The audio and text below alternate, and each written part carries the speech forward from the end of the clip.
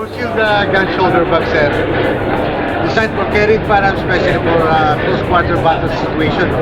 Papakinabangan natin siya. 0.5 microsecond, kaya natin siya i-draw, which is standard double tap. At draw ka ng baril ko, pak, kailangan ko mag-chase mag. Tuloy na naggalawin pa natin to. Release mo na, kuha ka isa, at pak. Chase mag ulit, ikot mo to. Another reload. Proven and tested, ginagamit talaga natin with the real firearms. At the same time, hindi pa tayo nag-violate ng PNP directives.